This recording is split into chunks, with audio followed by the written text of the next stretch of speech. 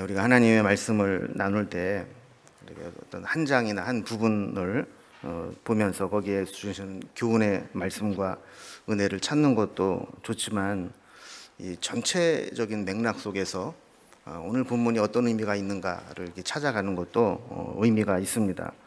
마치 이렇게 숲속에 들어가서 내 주변에 있는 나무들 하나하나를 보면서 막 감동을 받는 것도 때로는 좋지만, 때로는 드론을 막 띄워서 이 숲 전체를 보면서 그 속에서 다시 또 밑에 내려가서 여기에는 뭐가 있고, 또 올라가서 전체를 보고 또 밑으로 내려가서 부분을 보고, 이렇게 하는 것도 의미가 있는 것과 마찬가지로 우리가 하나님 말씀을 이렇게 볼 때, 특별히 이제 수요일 같은 경우는 이제 사도행전 말씀을 이어서 쭉 보지 않습니까? 그러니까 전체적으로 지금 사도행전이 어떤 그림을 가지고 있는지를 또 보면서, 그리고 또 그 본문으로 들어가서 그 본문이 또 어떤 내용인가를 살펴보고, 이런 과정들을 반복해서 하면 사도행전 이 강의 설교가 훨씬 더 은혜롭게 깨닫게 됩니다. 하나님은 하나님의 구원 계획이 단순히 어떤 유대인들의 공동체만 머물러 있기를 원치 않으셨습니다. 유대인들은 아주 오랜 세월 동안 이 잘못된 이 배타적인 선민 의식을 가지고 이방인을 향한 하나님의 구원 계획을 가로막고 있었습니다. 마치 구원은 자기네들만의 전유물인 것처럼 생각하고 이방인들은 아주 개처럼 취급하고 배타적으로 여겼던 것이죠. 이런 배타적 선민 의식을 깨고 하나님의 구원 계획을 실현시키는 것은 사실 쉬운 일은 아니었습니다. 저들은 오래 전부터 내려오는 잘못된 전통에 막혀서 하나님이 전 세계 만민을 구원하시는 이 구원 계획을 감지하지 못하고 오히려 가로막는 역할을 했던 것이죠. 하나님이 이스라엘 백성을 선택하셔서 언약의 백성으로 삼으신 것은 이방인과 세계 만민을 향한 구원을 포기하고 방치했다라는 의미는 아닙니다. 그들을 우선적으로 선택하시고 그들을 통해서 하나님의 구원 계획이 전 세계에 알려지고 모든 민족이 구원받도록 하시는 그런 계획이었죠. 하나님은 이렇게 잘못된 이 배타적인 선민의식을 깨고 모든 민족에게 구원의 문을 열게 하시는 이방인 선교의 문을 열고 계획을 실행하고 계시는 겁니다. 이게 사도행전을 통해서 나타나고 있는 겁니다. 우리가 예루살렘과 유대와 사마리아까지는 어떤 이스라엘 문화권이지만 이제 거기에서 넘어서서 이방인 선교를 향해서, 세계 선교를 향해서 하나님께서 계획하신 바들을 이루어 가시는데, 이 초기에 결정적인 역할을 하는 사람이 베드로와 사도 바울입니다. 그래서 9장에서는 우리가 바울의 회심 사건을 통해서 이방인의 선교의 도구로 바울을 변화시키고 준비시키는 과정을 우리가 살펴봤어요. 그런데 10장에서는 이제 베드로를 통해서 이것이 이제 유대 기독교 공동체 내에서 용인되고 이방인들을 수용하도록 하는데 결정적인 역할을 하는데 쓰임 받도록 하고 있는 것을 보게 됩니다. 그래서 지난주에 살펴본 내용과 연결을 해보면 9장 앞부분에는 이 사도 바울의 회심 사건이 있었죠. 그리고 뒷부분에 보면 이제 베드로가 등장을 합니다. 그래서 9장 32절부터 바울의 전도 여행이 시작되는 13장 전까지, 그러니까 12장까지는 베드로 행전이라 불릴 정도로 이 베드로가 했던 사역들이 나타나고 있어요. 그런데 그 중에서 우리 한번 지도를 보면서 좀 설명을 다시 한번 정리를 할 텐데요. 처음에 베드로가 루따라고 하는 곳에 가서 중풍병으로 8년 동안 침상에 누워있던 자를 일으켜 세운 사건이 있습니다. 그리고 나서 요빠라는 곳으로 갔다고 그랬죠. 요빠는 지금의 텔아비브를 이제 의미하는 곳인데, 거기에서 다비다라고도 하고 도르가라고도 하는 이 여종이 죽었었는데, 그 사람들이 너무 안타까워해서 근처인 루따에 베드로가 왔다는 소식을 듣고 장례도 치르지 않고 일단 베드로를 모셔오자. 그래서 급하게 베드로를 요빠로 모시고 갔습니다. 여기에서 베드로가 안수할 때 또 마치 달리다굼 하는 것처럼 이 다비다가 살아나는 역사가 나타나게 되죠. 그리고 나서 이제 10장으로 넘어오게 되면 저 위에 이제 가이사랴에 있었던 이 고넬료가 요빠에 있는 베드로를 청해서 가이사랴로 초청을 합니다. 그래서 그 집 안에 예수 그리스도가 전해지고 성령이 임하게 되는 그런 이제 복음 증거의 역사가 나타나는 것을 이제 보게 되죠. 우리가 여기에서 이제 좀 구분을 좀 해본다면 루다와 욥바에서의 사역은 그 결과가 개인적인 기적 사건입니다. 그러니까 여기서 그냥 이 8년 된 중풍병자나 다비다가 살아났다고 해서 그것이 어떤 그 선교의 확장으로 이렇게 넘어가지는 않았어요. 그런데 이 베드로가 10장에 와서 이 고넬료를 만나는 이 사건은 앞으로 이 예루살렘 교회 공동체가 이방인들이 개종하고 들어올 때 그들을 어떻게 할 거냐에 대한 아주 중요한 분기점이 되는 사건이 됩니다. 그래서 사실 이제 초대교회의 가장 중요한 이슈 중에 하나가 뭐냐면, 우리가 옛날에 유대인의 배경을 가지고 있을 때 이방인들은 다 지옥의 불쏘시개 감이고 개 같은 족속이고 구원을 못 받는다라고 알았는데, 박해를 받는 제자들이 흩어져서 복음을 전하다 보니까 그 사람들이 예수님을 받아들이고 믿기 시작을 하는 거예요. 그럼 저들을 어떻게 해야 될 거냐? 이 초대 교회는 이게 신학적으로 정립이 안 돼 있었어요. 그러던 과정에서 베드로가 환상을 보고 그리고 그들을 변호하고 15장에서 총회를 열고 하면서 그것들이 신학적으로 정리가 되어져 가면서 이방인들이 교회 공동체에 들어오는 것을 어떻게 우리가 용인할 거냐 하는 것들이 이제 정리가 되기 시작합니다. 그 시발점이 되는 사건이 바로 사도행전 10장의 고넬료 사건이라는 거예요. 그러니까 오늘부터 보게 되는 10장의 말씀은 그런 의미에서 아주 중요한 이슈가 되고 있는 장면이다라고 볼 수 있습니다. 자, 하나님은 이 문제를 해결하기 위해서 이 베드로와 바울을 최전방에 배치하면서 이방인 선교의 장벽을 하나씩 무너뜨리기 시작하십니다. 사도행전 10장은 이 고넬료도 나오고 베드로도 나오지만 사실 본문의 가장 중요한 핵심은 뭐냐면 하나님께서 이방인 선교의 문을 열기 위해서 어떤 계획을 가지고 계셨고 어떤 계획 속에서 이방인 선교가 용인되고 이루어지고 있는가를 나타낸 하나님의 섭리에 가장 중요한 의미가 있다라는 거예요. 자, 이런 관점으로 보면 유대인 출신 사도 베드로가 이방인 출신 고넬료와의 만남을 통해서 하나님이 그 속에서 어떻게 이방인 선교의 문을 여는가 이거를 보여주고 있다 이렇게 볼 수 있습니다. 그래서 이 베드로와 이방인 고넬료와의 만남을 통한 회심은 앞으로 이제 초대교회가 만나게 될 이방인의 개종 또 교회에 영입되는 문제를 해결하는 아주 중요한 단초가 됩니다. 오늘 본문의 내용을 한번 지난주의 말씀에 이어서 좀 연결선상에서 좀 보겠습니다. 지난주 살펴본 9장 이제 43절 맨 마지막 절에 보면 이 베드로가 욥바에 여러 날 있어 시몬이라 하는 무두장이의 집에서 머무니라 그랬습니다. 그럼 베드로가 욥바에서 어디에 머물렀느냐 하면 시몬이라고 하는 무두장이 집에서 머물렀다 이랬는데 이게 중요한 의미가 있습니다. 여러분은 기억을 못 하시겠지만 지난주에 얼핏 제가 말씀을 드렸어요. 이게 왜 의미가 있는지. 여러분 무두장이가 어떤 사람이라고 그랬습니까? 무두를 잡는 사람 이런 사람인가요? 예. 요즘은 잘 안 쓰는 말인데 무두질 또 무두질을 하는 사람 이게 무두장이거든요. 근데 무두장이가 뭐 하는 사람이냐면 무두질로 가죽을 가공해서 피혁을 만드는 사람을 무두장이라고 합니다.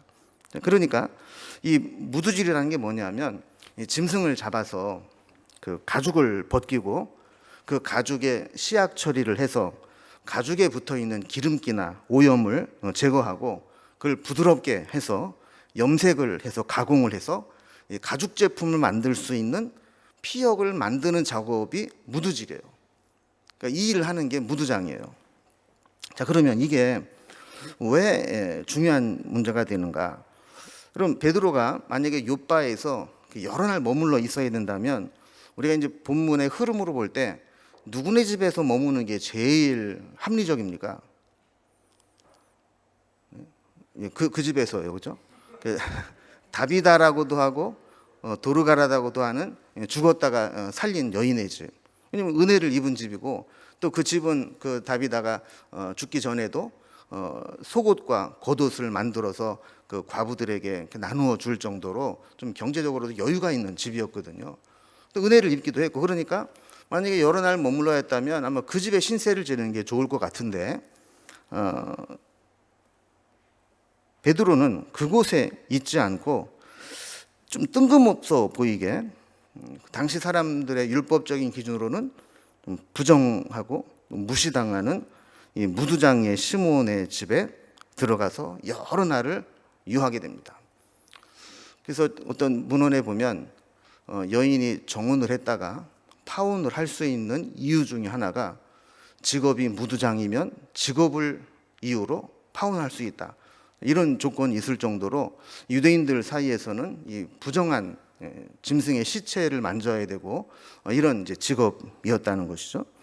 그럼 베드로는 왜 굳이 사람들이 이렇게 무시하고 멸시하고 또 거기 뭐 얼마나 또 가죽 냄새가 또 심하게 나겠어요. 비리고. 그런 이 시몬의 집에 몰랐을까? 이 성경은 이미 이때부터 이 베드로의 마음속에 이 폐쇄적이고 배타적인 유대교적 신앙과 전통이 깨어져 가고 있음을 좀 보여주는 사건이라는 겁니다. 그렇지 않고 전통적인 유대교적 관습에 있었다면 그 집에 못 있죠. 그런데 그 집에서 여러 날을 유했다는 것은 밥도 같이 먹었어야 될 것이고 오가면 접촉도 했어야 될 것인데 그런 부정함을 깨고 그들과 함께 열린 복음으로 열린 사고를 갖기 시작을 했다라는 겁니다. 무두장이 시몬은 그래서 보통 사람들이 이렇게 모여 사는 성읍에 함께 살지 못하고 우리 나중에 좀 보겠지만 해변가에 살고 있었다 그래요. 해변가에 따로 살고 있었다는 얘기는 이렇게 일반적인 사람들과 접촉하지 않고 이렇게 따로 살고 있는 그런 입장이라는 것이죠. 자, 그런데 베드로가 아무런 거리낌이나 부담스러운 기색이 없이 그 무두장이 집 시몬에 머물러 있었다라고 하는 것은 중요한 의미가 있는 것이죠. 또 하나님의 전체적인 구원 계획 속에 볼 때 가이사랴에 있는 이 고넬료를 초청하게 될 때 오기 쉽게 하도록 하나님께서 그곳까지 또 인도해 내셨다라고도 볼 수 있습니다. 그래서 우리가 오늘 살펴보게 될 10장은 이렇게 베드로가 욥바의 무두장이 시몬의 집에 있을 때 있었던 사건에 연결되는 사건입니다. 자, 그럼 여기 보면 고넬료에 대한 소개가 나오는데 그럼 고넬료가 어떤 사람이었는가를 살펴볼 텐데 오늘 이제 설교의 제목처럼 고넬료는 어떤 사람이었다고요? 하나님의 기억하신 바 된 사람이다. 그럼 어떤 사람이었길래 고넬료가 하나님이 이렇게 기억해 줄 만한 그런 사람이었는가 한번 살펴봅니다. 첫 번째로 이 고넬료는 로마의 군인이었습니다. 이 고넬료를 설명하는 첫 번째 특징은 로마의 지급군인이었다는 거예요. 1절 말씀을 보면 가이사랴에 고넬료라 하는 사람이 있으니 이달리아 부대라 하는 군대의 백부장이라 그랬습니다. 자, 지금 그가 지금 와서 주둔하고 있는 이 가이사랴라는 곳은 알렉산더의 아버지를 기리기 위해 세운 도시입니다. 근데 바울 당시에 이 팔레스틴 지역을 관할하는 로마의 총독 관저가 있는 곳이었어요. 그러니까 지금으로 말하면 만약에 미국이 이렇게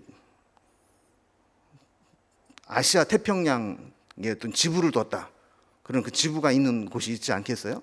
그런 것처럼 로마 제국이 이 팔레스틴 지역과 더 넓게는 중동 지역까지 관할하는 그 지역에 총독 사무실과 관저를 둔 곳이 가이사야였다라는 거예요. 그러니까 여기에 당연히 로마의 군대가 주둔돼 있었겠죠. 자, 그러니까 여기에 지금 나와 있는 이 고넬료는 지리적으로는 사마리아 지역에 살고 있었지만 행정적으로나 문화적으로는 가이사랴 자체가 로마의 문화권이었고 또 로마 사람입니다. 근데 여기서 이 고넬료가 예수를 믿게 되었다, 로마 사람이 예수를 믿게 되었다라고 하는 것은 이제 드디어 로마에까지 복음이 전파될 초석이 여기 놓이기 시작했고 이때부터 로마 선교가 시작됐다라고 볼 수도 있는 아주 역사적인 사건이 고넬료의 회심 사건이 되는 겁니다. 근데 고넬료는 이탈리아 부대, 즉 로마의 군부대의 백부장이었는데, 우리가 잘 알다시피 백부장이라는 말은 100명의 부하를 거느린 지휘관을 백부장이라 부르는 겁니다. 이 당시 로마의 군대는 한 군단이 6,000명으로 편제가 되어 있습니다. 그리고 6,000명으로 구성된 군단은 10개로 나누어져서 600명씩 한 연대를 이루게 되고, 한 연대는 6으로 나누어져서 100명씩 또 나누어져서 편성이 되어 있습니다. 그래서 이때 편성된 100명의 지휘관이 백부장입니다. 근데 군인이라는 게 어떤 의미가 있는가? 여러분, 군인은 이제 세상적으로 보면 타락할 요소도 많이 가지고 있고, 또 신앙적으로 보면 하나님을 잘 섬길 수 있는 가능성도 가지고 있습니다. 세상적으로 보면 하나님으로부터 멀어질 가능성도 많죠. 일단 군인은 욕을 잘합니다. 입에 욕을 달고 삽니다. 말 반, 욕 반 이렇게. 그러니까 욕 잘하는데 어떻게 하나님을 잘 섬길 수가 있겠어요? 기본적으로 이제 그런 문화고, 또 이 모든 비리가 군대에서는 다 용인되다시피 합니다. 그래서 원래는 이제 좋은 의미인데 안 좋게 변질돼 사용되는 것 중에 요령이라는 거거든요. 우리가 이제 요령이라고 하는 것은 어떤 일을 할 때 그거의 원리를 따라서 잘 해나갈 수 있는 걸 요령이라고 그러잖아요. 그런데 군대에서는 요령껏 해라 그런 얘기는 요령껏 대충 비리도 저지르고 알아서 잘 해라 뭐 이런 거거든요. 또 이 군대라고 하는 것은 제약된 생활을 합니다. 공간도 제한되고 시간도 제한되고, 그러다 보니까 스트레스를 많이 받아요. 군인들이 이제 스트레스를 이제 풀어야 되는데 이 대부분 건전하지 못한 쪽으로 스트레스를 분출하는 경우가 많이 있습니다. 그러다 보니까 군대 생활을 하면서 신앙 생활을 잘하는 것은 매우 어렵다 이렇게 볼 수도 있습니다. 그러나 반대로 이 군인이 하나님을 또 잘 섬길 수 있는 계기가 되기도 합니다. 왜냐하면 이 군대라고 하는 것은 항상 생명의 위험이 있는 곳이기 때문에 뭔가 늘 불안한 마음이 항상 있어요. 그래서 뭔가를 의지하고 싶고 하나님을 붙들고 살고 싶은 그런 기본적인 마음이 있어요. 또 거기다가 군인 정신이라는 게 있잖아요. 이 군인 정신은 책임감이 있습니다. 그래서 안 되면 안 되는 거다가 아니라 안 되면 되게 하라. 일반적인 사회에서는 안 되는 건 안 되는 거예요. 근데 군인은 안 되면 되게 해. 이러는 거죠. 그러니까 뭔가 이 군인 정신을 가지고 하나님의 일을 하게 되면 아주 추진력 있게 할 수 있게 되는 겁니다.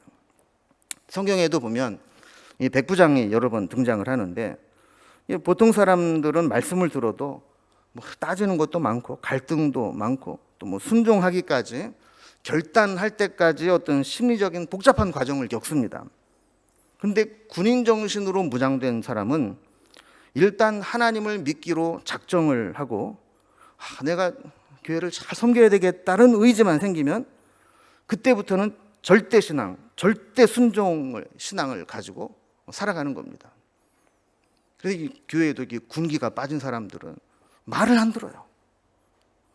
그런데 다 군인 정신으로 무장되어 있는 사람들은 아멘 하고 순종하고 막 맡겨지면 뭐든지 하고 이런 이제 신앙을 갖게 되는 거죠. 그래서 성경에 나와 있는 백부장도 뭐라고 하냐면 자기의 종의 병을, 하인의 병을 고쳐달라고 할 때 우리 집에 와서 좀 안수기도 해주세요 이렇게 안 했어요. 그래서 말씀만 해달라는 거예요. 우리 군대는 명령에 살고 명령에 죽습니다. 말 한마디면 그게 법입니다. 주님 오실 필요 없습니다. 병이 나아라 말씀만 하시면 그 말의 명령대로 우리 하인이 나을 줄로 믿습니다. 이게 백부장의 믿음이었다라는 거예요. 여러분, 고넬료는 세상적으로 타락하기 쉬운 문화 속에서 오히려 하나님을 잘 섬기는 신앙을 가졌다는데 중요한 의미가 있는 겁니다. 그는 어떻게 보면 정말 신앙생활하기 힘든 환경 속에서도 그걸 극복하고 믿음을 가진 사람이 되었다는 것이죠. 두 번째로 이 고넬료는 어떤 사람이었냐면 가족들에게 인정받는 사람이었어요. 그래서 그의 신앙을 설명하는 것 중에 2절 말씀을 보면요. 자, 그가 경건하여 온 집안과 더불어 하나님을 경외하며 백성을 많이 구제하고 하나님께 항상 기도하더니 그랬어요. 여러분, 일단 이 고넬료는 경건했다고 설명을 해요. 여러분, 성경에서 이 경건했다라는 이 단어를 원어적으로 쓰는 경우가 어떤 경우냐면 개종하기 전에 하나님을 믿고 섬기는 단계를 경건하다 이렇게 불러요. 그러니까 하나님을 믿기는 하지만 온전히 유대교로 개종해서 입회하지는 않은 상태. 당시에 이제 그 이방인들이나 타 민족이 유대인으로 입회를 하려면 세 가지를 준수해야 됩니다. 첫째는 할례를 받아야 돼요. 둘째는 음식을 구별해야 돼요. 부정한 것, 정한 것 구별해서 먹어야 돼요. 세 번째는 기본적으로 지켜야 될 절기들을 지켜야 돼요. 근데 아직까지 할례 이 셋 중에 하나라도 하지 않은 게 있으면 유대인으로 입회되지는 않습니다. 그러나 여기 있는 것처럼 경건한 자라고 표현을 하긴 합니다. 그러니까 아마도 이 고넬료는 할례를 받지 않아서 그러지 않았을까 싶을 정도로 어쨌든 유대인으로 개종은 하지 않았지만 하나님을 경외하고 잘 섬기는 그런 사람이었다라는 거예요. 근데 여기서 한 가지 우리가 좀 살펴볼 것은 그가 하나님을 경외하는데 온 집안과 더불어 하나님을 경외했다는 거예요. 이건 무엇을 의미하는 걸까요? 여러분, 전도 중에서 제일 어려운 전도가 가족 전도입니다. 그죠? 모르는 사람은 전도할 수 있어요. 그런데 가족에게 복음을 전하고 믿게 하는 거 정말 어렵습니다. 그럼 목사도요, 설교할 때 가족이 여기 앉아가지고 불꽃 같은 눈으로 저를 쳐다보고 있으면 아주 부담스럽습니다.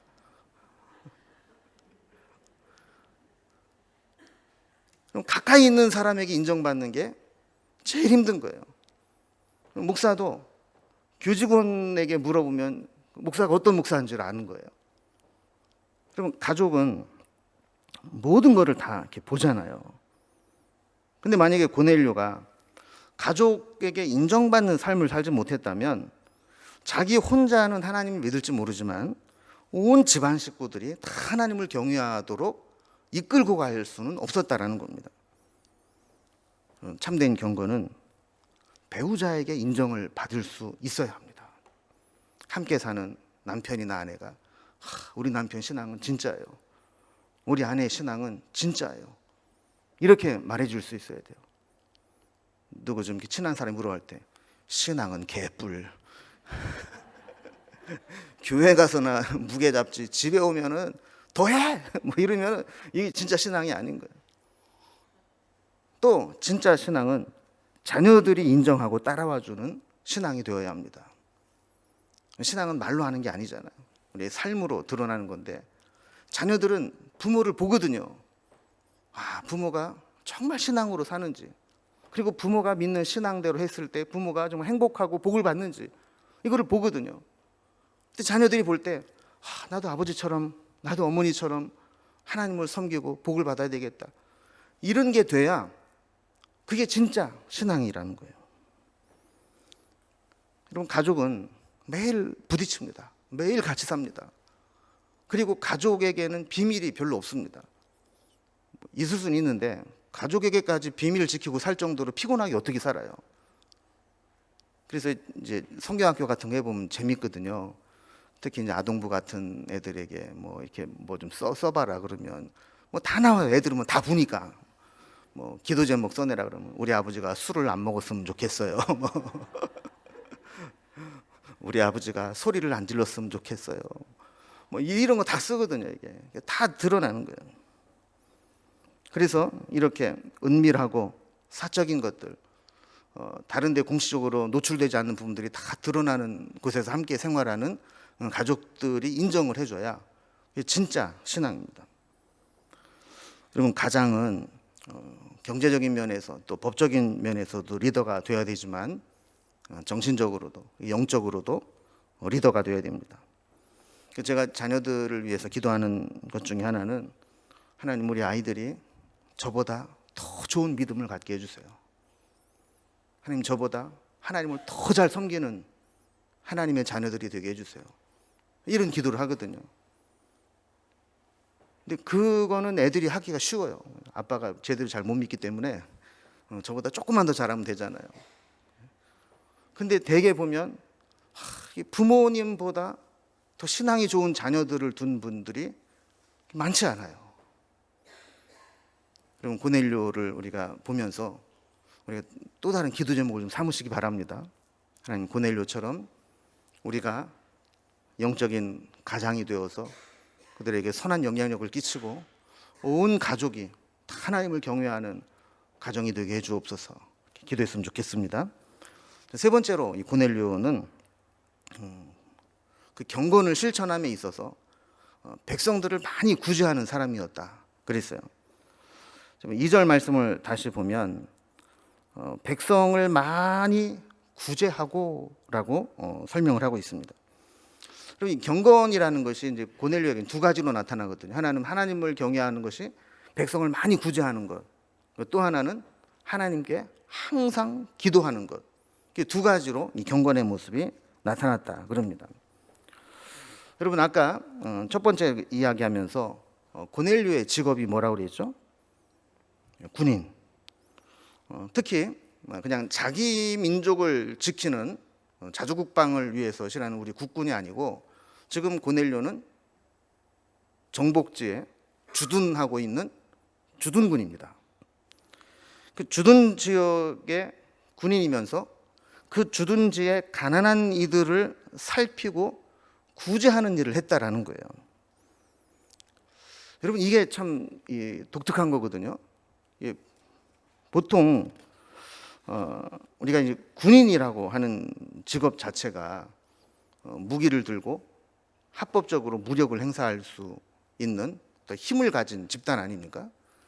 그러다 보면 그들이 가지고 있는 어떤 우월감, 그리고 힘을 좀 사용하고 싶은 욕구, 이런 것들이 있어서 그 백성들을 이렇게 섬기고 구제하기보다는 뭔가 군림하고 이 폭군처럼 살기가 쉽습니다.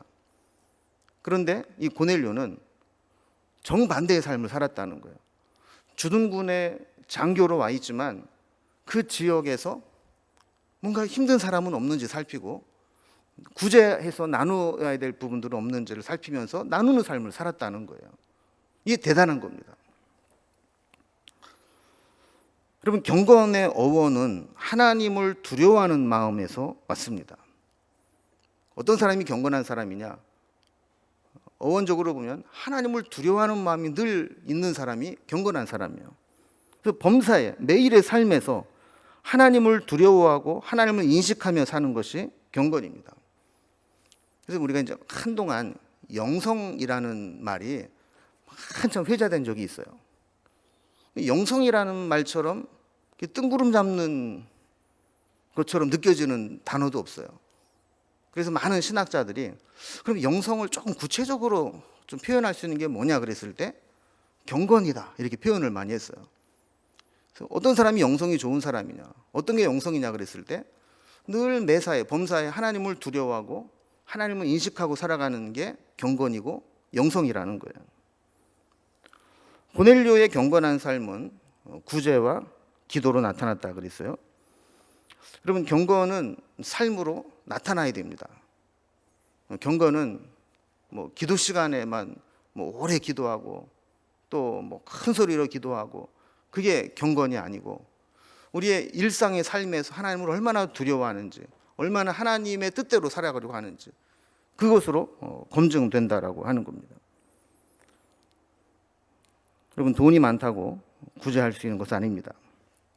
아무리 돈이 많아도 남을 위해서는 한 푼도 못 쓰는 구두쇠 인생이 있습니다. 그런 하나님을 두려워하는 마음이 있는 사람은 없는 가운데에도 나누고 베풀게 됩니다.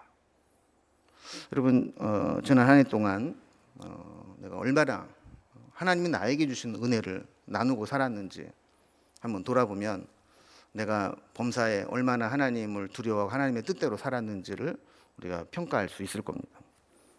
마지막 네 번째로 고넬료는 경건의 표현으로 항상 하나님께 기도하는 사람이었다 그래요.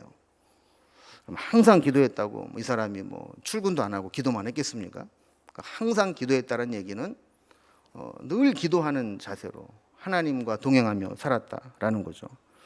그래서 2절 말씀 다시 보면 그의 경건을 이야기할 때 하나님께 항상 기도하더니 그랬어요. 경건이라고 하는 것은 이렇게 하나님과의 수직적인 관계와 사람들 사이의 수평적인 관계가 균형 있게 결합될 때 경건한 삶이라 하는 거예요. 근데 어떤 사람은 기도는 잘하고 교회에서 봉사는 잘하는데 사람들을 잘 안 섬기는 사람이 있어요. 또 어떤 사람은 반대로 그냥 나누고 베풀고 하는 건 잘하는데 기도는 안 하는 사람이 있어요. 이거는 뭔가 좀 부족한 경건이죠.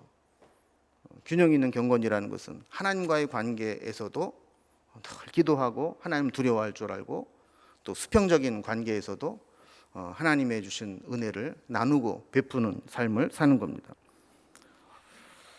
그러면 고넬료가 항상 기도했다 그랬는데 무슨 기도를 했을까요? 그럼 어떤 기도가 경건한 사람의 기도일까요? 군인이었으니까 빨리 백부장에서 천부장으로 올라가게 해달라고 기도했을까요? 어떤 기도를 했을까? 우리는 알 수 없습니다.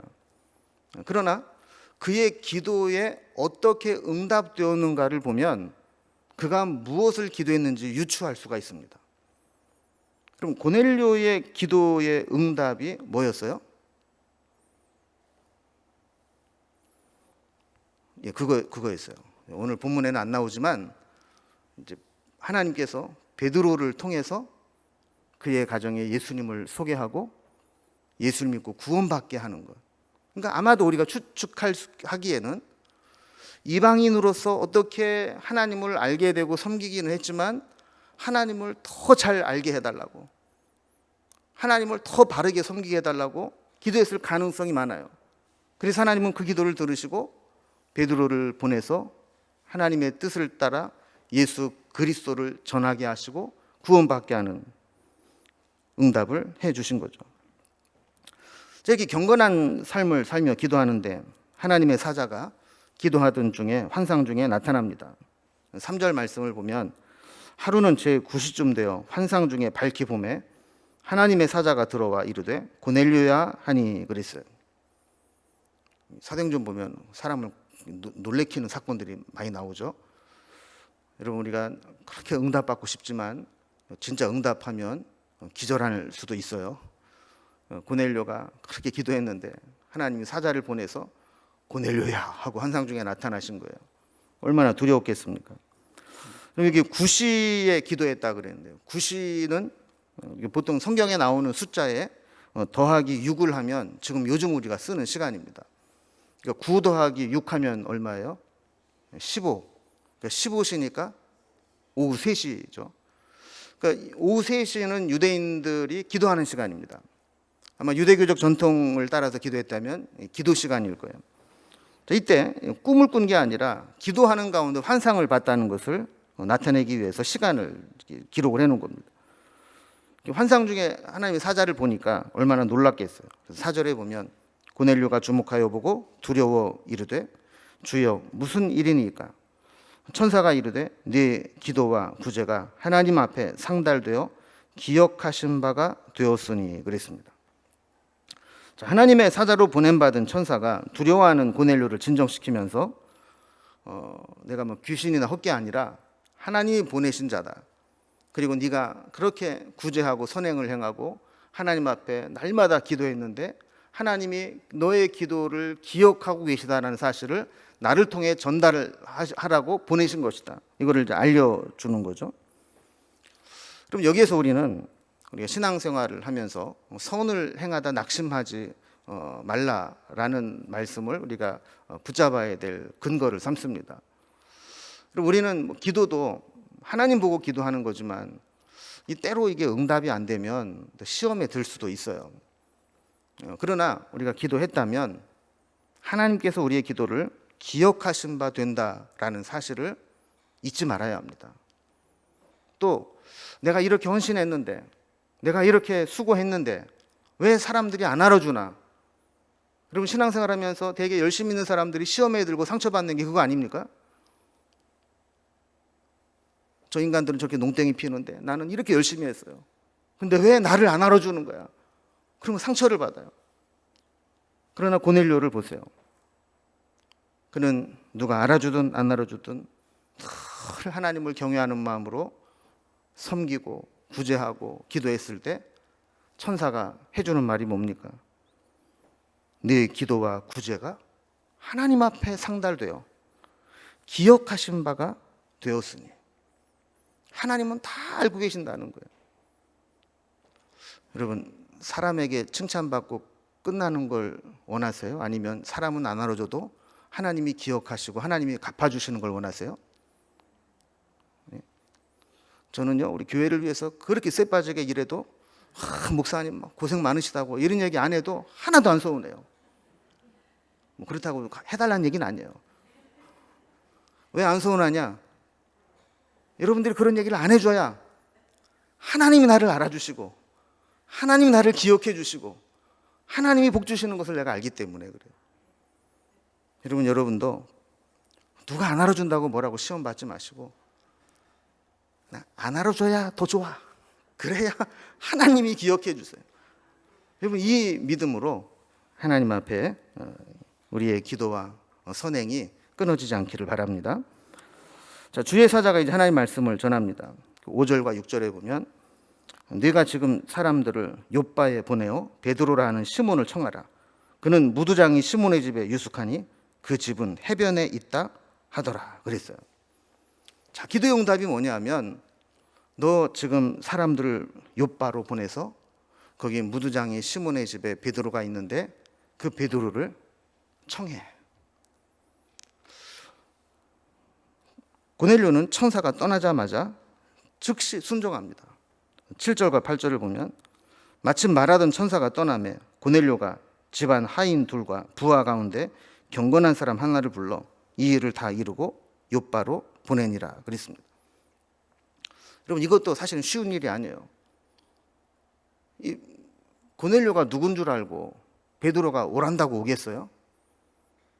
그런데 주의 사자가 그렇게 기도의 응답으로 말씀하시니까 보내는 거예요. 우리가 다음 주에 살펴보겠지만 하나님은 한편으로는 이렇게 고넬료가 기도하는 가운데 환상 중에 만나셔서 베드로를 청하게 하시고 또 한편으로는 베드로를 또 환상 중에 만나셔서 너를 찾으러 오는 사람이 있으니까 두려워하지 말고 따라가라 이러면서 주선을 하시는 거예요. 저는 이게 성령의 교통하심이라고 믿어요. 우리가 사도신경을 외울 때 성령님에 대해서 고백할 때 어떻게 고백하냐면 이제 성령을 믿사오며 이렇게 짧게 고백을 하지만 여러분 또 축도할 때 보면 성령의 교통하심과 그런 부분이 있잖아요, 그죠? 이 성령의 교통하심이라는 게 뭐냐면 성령께서 내 안에도 교통하시지만 또 다른 사람에게도 서로 교통해서 네트워크를 형성해서 하나님이 하시고자 하는 일을 이루어 나가시는 게 성령님의 교통하심이거든요. 그래서 이렇게 한쪽으로는 고넬료를 만나서 말씀을 주시고 한쪽으로는 베드로를 만나서 말씀을 하시고 그 두 사람이 만나게 하시는 이 사건을 하시는 일이 하나님이시다라는 겁니다. 그리고 하나님께 우연은 없습니다.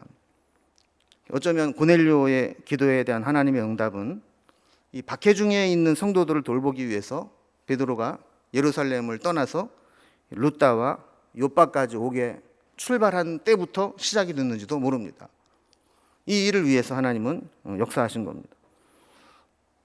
여러분, 우리는 기도하되 포기하지 말고 항상 응답이 될 때까지 하나님이 내 기도를 기억하고 계심을 믿고 기도해야 됨을 배우게 됩니다.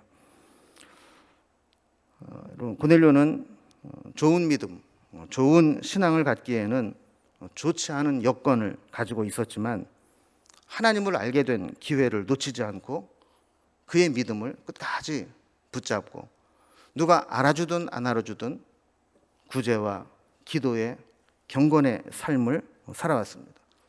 또한 자기뿐만 아니라 자기 집안의 모든 식구들을 신앙으로 이끌 수 있는 모범을 보였고 영적인 리더십을 가지고 있었습니다.